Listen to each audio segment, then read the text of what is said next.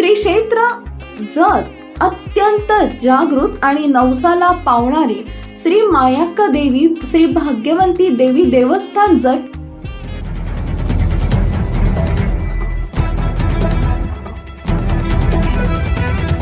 त्यांना सुद्धा मी स्वातंत्र्य दिनाच्या शुभेच्छा देतो. काल आपल्या जत तालुक्यामध्ये शहरामध्ये तिरंगा रॅली काढण्यात आली. माजी आमदार साहेबांच्या मार्गदर्शनाखाली आपण ती रॅली काढली. त्याला अतिशय चांगला अभूतपूर्व प्रतिसाद मिळाला. वास्तव स्वातंत्र्य दिनानिमित्त जी गर्दी होती ती अभूतपूर्व होती. त्यामुळे मला सर्वांचे आभार मानायचे आहेत. जत तहसीलच्या वतीने आपण विविध कार्यक्रम राबवत आहोत. आता आपण 16 ऑगस्ट पासून जनसंवाद यात्रा सुरू करणार आहोत. तहसीलदार म्हणजे मी स्वतः तालुक्यामध्ये 2 दिवस, एक दिवस सकाळी लवकर आणि एक दिवस संध्याकाळी मंदिरामध्ये वगैरे तालुक्यात आठवड्यात 2 दिवस असं मी भागात जाणार आहे आणि तिथे नागरिकांच्या ज्या समस्या आहेत त्या आपण त्या ठिकाणी सोडवण्याचा प्रयत्न करणार आहोत.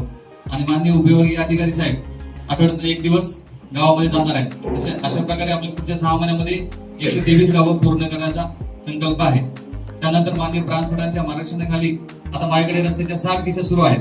मामलादार कोर्ट किंवा 143 खाली माननीय प्रांत सरांनी सांगितलं की बांधावर जाऊन ते रस्त्यांचे प्रश्न मिटवायचा प्रयत्न करायचा केसेस पेक्षा.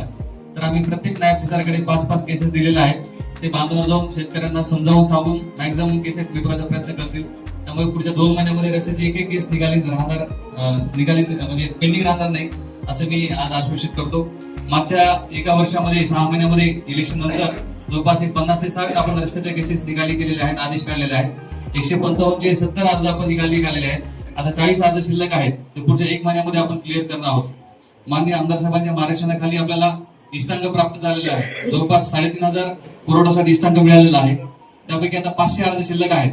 आता या 3 दिवसामध्ये आपण रात्र पातळीवर युद्ध पातळीवर बसून 500 अर्ज आपण निकाली काढणार आहोत. सोमवारी 1 जुलै 2025 पूर्वीचा कुठलाच अर्ज आपला पुरवठा विभागाचा शिल्लक राहणार नाही आणि त्याची आपण काळजी घेत आहोत. तसेच आम्ही वारंवार आवाहन केलेलं आहे की एजंटना बंदी आहे. तसेच पुरवठामध्ये काही ऑपरेटरची अडचण होती त्यांना पण आपण काढून टाकलेलं आहे.